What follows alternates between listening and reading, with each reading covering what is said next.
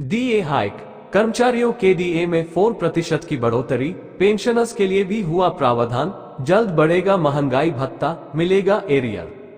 MPDA hike, DA hike, employees DA hike, कर्मचारी pension भोगियों को 42% की दर से ही डीए उपलब्ध कराया जा रहा है, जबकि केंद्र सरकार द्वारा महंगाई भत्ता बढ़ाकर 46% कर दिया गया है। ओल्ड पेंशन स्कीम को लेकर आई बड़ी खबर, सभी लोगों को मिलेगा पुरानी पेंशन का पूरा पैसा। पुरानी पेंशन योजना को लेकर मांग अनेक कर्मचारियों के द्वारा की जा रही है। ऐसे में ऐसे कर्मचारियों के लिए कर्नाटक सरकार ने महत्वपूर्ण जानकारी जारी की है। दरअसल जानकारी यह है कि कर्नाटक सरकार के द्वारा पुरानी पेंशन योजना को राज्य के अंतर्गत लागू कर दिया गया है, जिसके चलते हजारों राज्य सरकारी कर्मचारियों को पुरानी पेंशन योजना के तहत पेंशन प्रदान की जाएगी।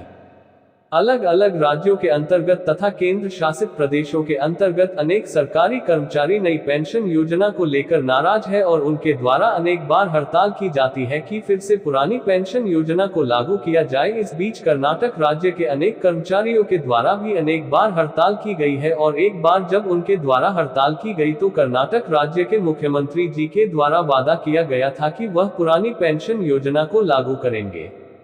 Old pension scheme latest news 2024 old pension योजना और नई पेंशन योजना। पुरानी पेंशन योजना को लेकर मांग महाराष्ट्र राज्य सरकार और कर्नाटक राज्य सरकार।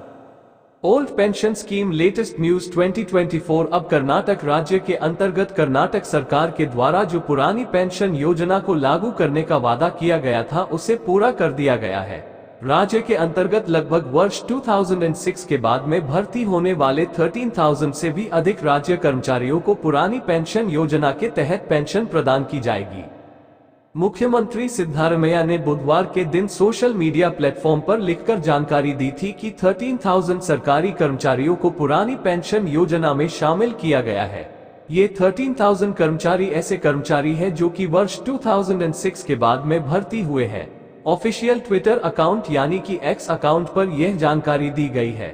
आप ऑफिशियल ट्वीट को भी जाकर जानकारी को चेक कर सकते हैं।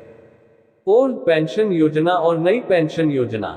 ओल्ड पेंशन योजना के अंतर्गत नागरिकों को रिटायरमेंट के बाद में 50% राशि का भुगतान पेंशन के रूप में आजीवन किया जाता था, लेकिन जब नई पेंशन योजना लागू की गई तो उसके बाद में इस योजना के अंतर्गत नियम अलग बनाए गए, जिसके चलते इस योजना के माध्यम से कर्मचारियों को वेतन का केवल 10% हिस्सा ही पेंशन के रूप में आजीवन प्रदान किया जाता है। अलग अलग राज्यों के अंतर्गत वर्तमान समय में नई पेंशन योजना के तहत ही पेंशन प्रदान की जा रही है, तो वहीं दूसरी तरफ कुछ राज्यों के अंतर्गत राज्य सरकार के द्वारा घोषणा करके राज्य के कर्मचारियों को पुरानी पेंशन योजना के तहत ही पेंशन प्रदान की जा रही है। महाराष्ट्र राज्य के अंतर्गत भी ओल्ड पेंशन योजना को लेकर हाल ही में नवीनतम अपडेट जारी किया गया था, जिसके बाद में अब कर्नाटक सरकार के द्वारा भी जारी किया गया है।